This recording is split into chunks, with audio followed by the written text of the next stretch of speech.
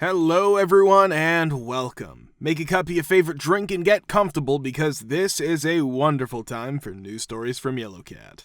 Send your own stories in the comments below and maybe they'll be in our new video. Subscribe to the channel if you're not subscribed yet. Let's get started. Employees, how did you fire your bosses? Part 4. Did Cashier work for a tour company? I also worked for a boss who really hated me. I think she was the grumpiest person I've ever met. Constantly yelled at us for no reason, got on to me about answering questions a new hire had when I was asked, not her, wrote down I was 30 minutes late for a shift when I was 2 minutes late, etc., etc.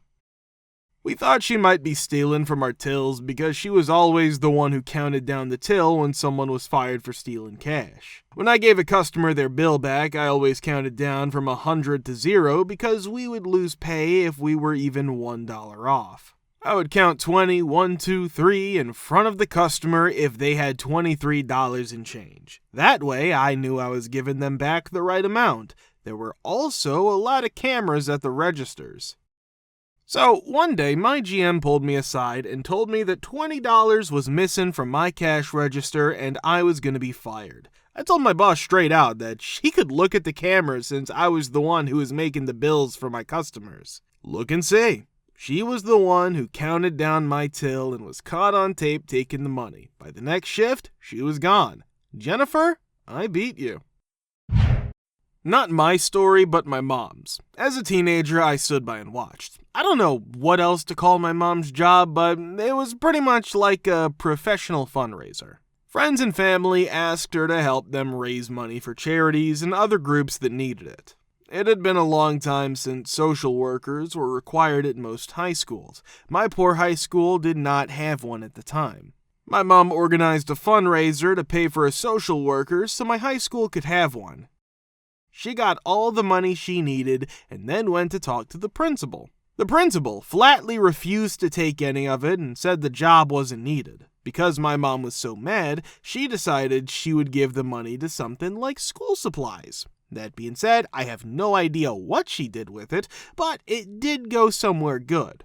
After a few months, the superintendent of all the public schools in the area showed up at the same Christmas party as my mother and started talking to her. After some small talk, my mother told him that it was a shame that the principal didn't take the money for the social worker position. She told the superintendent that he had told the principal to find money for that position. When the superintendent asked him about it, he said no one's interested in that and we just couldn't get the money for it. He, of course, lost his job, and as soon as we got back from the holiday break, the school was hiring someone to fill his spot. Mine is pretty ordinary, but it makes me happy. I had a job in a garden center. It had been a long time, and I was way overqualified for the job I was doing. Because of this, I was very valuable in that job. Think ops manager skills and admin assistant pay. A year ago, we lost our sales manager, and the company hired someone new. We will call her Flora. She was a real pain. I don't know what her interview was like, but when I met her in person, she was rude, snarky, mean, curt, and rude again. She was also that attention-seeking type of lazy that threw her weight around for no reason, talked trash about people who weren't in the room, and took 75% of the credit for 5% of the work. I guess she knew a few things, but it's much easier to teach a good manager how to grow flowers than it is to teach a jerk horticulturalist how to be a good person.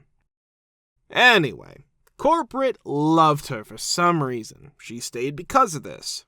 I got another job because of other things going on. The process moved a little faster thanks to Flora, but only a little. I'd been looking for a while, mostly just waiting for the right chance. After giving my 2 weeks' notice, I got an email the next day setting up my exit interview with the HR head.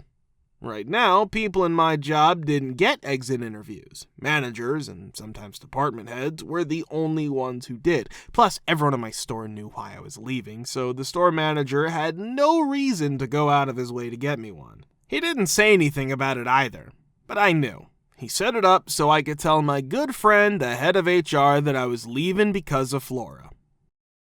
I did. I just slammed her. I told Flora I was leaving because of her. I had worked for the company for almost 10 years and written the health and safety program, trained almost everyone else who did my job at other stores, made sheets that were used across the company, and set audit records that are still in place today. All of this for just a few cents more than minimum wage. I told her I was leaving because I couldn't stand her any longer. I learned after the fact that she was fired. Most of the people I used to work with thanked me. My boss never told me anything about it, not even since. He really was an OG. At my job, my boss had to look over my cases and charts and give me feedback. She hadn't in months. My boss and I were told to do our own chart audits and fill out the forms, and then they would sign off. Because I was tired of not having enough supervision, going to weekly staff meetings where she yelled at us, and always seeing someone cry because of stress and lack of support, as well as not being paid enough to do their job and mine, I said no. I was threatened with losing my job if I didn't do it. Not at all. I lost my job. I called my old boss who had moved to another agency on my way to my car. I had a new job in 24 hours after she set up an interview for the next day. The interview was the question she asked me. I messed up the T. She called her sister-in-law, who was on the board of the last agency, and told her everything. The director was fired and the supervisor was told off and kept a close eye on. I heard that she quit soon after, killing any chance of getting promoted. I was just glad to get away from that toxic mess. I ought to have left months ago. Residents of a terrible HOA, or those who have terrible neighbors, share your stories. Part 4. Among the houses in the neighborhood, ours is one of the few that does not require HOA dues. For nearly a decade, they have persistently pestered us in an attempt to persuade us to join. They have repeatedly trespassed on our property, filed small-scale petitions against us in an attempt to have us remove a legally constructed structure with a permit, literally stood at our driveway with clipboards, and came to our house at 11 p.m. to stand on our driveway, pointing at our house and conversing with our cameras, all of this on camera.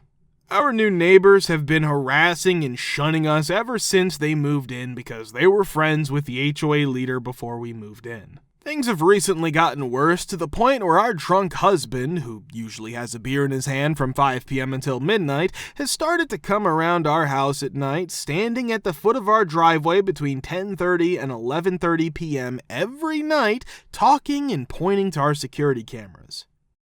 Today, though, I decided to give it to them if I couldn't beat them. I'm not just saying that I was a dream neighbor before this. I'm not just saying that I kept my house up to date, never hear anything, and am half of the time out of the state. I strictly observe my own business, which is the exact reason they mistreat me. There's no reason for these newcomers to bother us. They have not been harmed by me.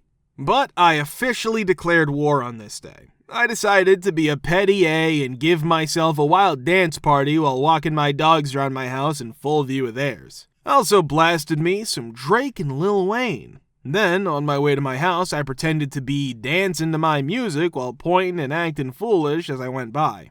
I even stopped and stared at the end of his driveway just like he does to me. It was satisfying. It's possible that he saw me or not, but if he did, hopefully he would think I'm insane and give up. That's my tale of how, for one morning, I turned into a little bee just like the moron in my HOA. It felt good to give it back, so he and I know where we stand. But now I'll go back to minding my own business and putting up with their constant harassment. Give them a topic of conversation, please. God, I swear, my HOA has a camera pointed right at my house, and they've hired someone to watch it all the time. After working for 30 minutes, the plumber came in to replace my toilet and placed the old one on the sidewalk next to his plumbing van. A letter stating that owner will remove toilet from front yard was received from the HOA a week later. How incredibly blind must you be to miss what was happening there? Oh no, my idea for a toilet garden isn't approved? Muppets effed. There are neighborhood watch signs all over these ubiquitous a-holes, but when my motorcycle was stolen from my driveway the one time I didn't pull it up onto my patio, no one was paying any attention. I made sure that the next time I rode a motorcycle, I always pull it onto my patio at a site behind a gate. I only had a brief window of time to see it from the street as I unlocked the gate and then returned to push the bike. I received a letter stating motorcycle will be removed from patio by owner. F you! Not my HOA, but this is a very humorous tale. Back in the early 2000s, I was doing computer repair in homes. Needed to visit a private retirement community. Over 55 3,000 square foot houses. The woman was a little miffed that my appointment time fell during the HOA meeting. However, they had it aired on their own internal cable channels, so she turns on the TV and watches while I work. This coincided with the point in time where the replacing Christmas with holiday controversy began to gain traction. As I watched this, an elderly man who was hardly able to walk takes the podium. He began to gripe that December 25th was designated as a holiday on the HOA official calendar. He insisted on using that term. "Can anyone tell me what holiday that is?" he yells. They were unable to do so because he would not stop screaming about it and would interrupt anyone who attempted to speak. At last, an individual approaches and attempts to seize the microphone from him. He starts sidestepping to avoid the person, but he won't give it up. Still screaming that they were attempting to harm Christians. He just keeps moving sideways as the person tries to grab the microphone. They found themselves across the room. At this point, the camera operator gets extremely close to the action, simply tracking it around the room. I thought this guy was insane, but I kept quiet. I'm glad I didn't, because the housekeeper began to ask me what I thought of it and began to agree with the guy. I skillfully avoided a confrontation with her, completed my task, and left.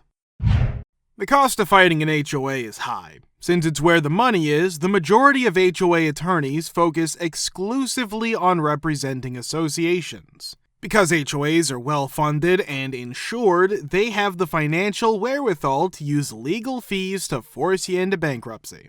Furthermore, it can be quite challenging to locate an HOA lawyer to represent a homeowner because the majority of them have a conflict of interest due to their past employment with a management company, HOA, or just refusing to work with other HOA lawyers. The majority of attorneys who represent homeowners only take on straightforward cases and demand payment in full up front. If you win, it's possible that the HOA will have to pay back your legal bills, but this is not always the case with courts and won't cover the whole amount. An uncommon exception, I'd successfully sued my HOA and won my case after a 5-year legal battle. Their attorney was ultimately discovered to have filed a baseless counterclaim, which is why my legal expenses were reimbursed. I was working with an attorney up until that point, but he wasn't my legal representative. Their attorney believed that by deceiving the courts, he could get away with it. I had zero support from within the HOA, was treated horribly by everyone except my lawyer, was ignored by the authorities, and driven to the point of total mental collapse. After 5 years of I was hailed as a hero, and the previous corrupt board members were completely shunned by the community, with some facing harsh punishment for their nefarious activities. The community members' removal from the board, which came about after they had been supported for years without anyone knowing what was going on, was the best outcome, though. Could you give some details on what you sued them for? At the beginning, my home had extensive water damage that needed to be repaired. Election fraud, the board's refusal to produce association documents, the board's massive unauthorized spending on projects they desired, and the abuse of power not permitted by the bylaws all contributed to the case's escalation when I moved it to district court. The case also blew up when it was revealed that the HOA president had secretly spent over $50,000 of association funds on her own attorney, who she used to keep control of the association.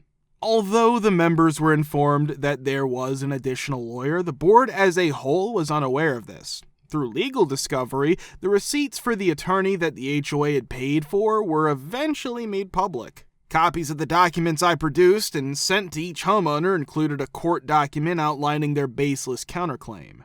They were informed that my claim was the frivolous claim and were not aware of it. The president allowed her secret lawyer to enter the case in an attempt to prevent me from winning, even though the HOA was represented by attorneys employed by the insurance company. In the hopes that I would drop the lawsuit, he filed a baseless counterclaim. That startled my attorney, who took up my case. Until then, I was speaking for myself. The homeowners called a meeting and dismissed the board members after realizing they had been duped. My case was settled, and the new board reimbursed me for all court-approved legal costs. Their insurance paid for a portion of my home's repairs and legal fees, but the HOA was responsible for paying the remaining costs, which totaled between $75,000 and $100,000.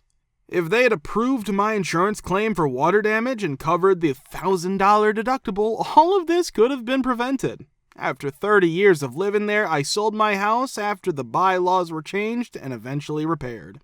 If you want to watch the part 3, click the link here. We're very, very glad to see you all in the comments again. Many, many thanks for your support.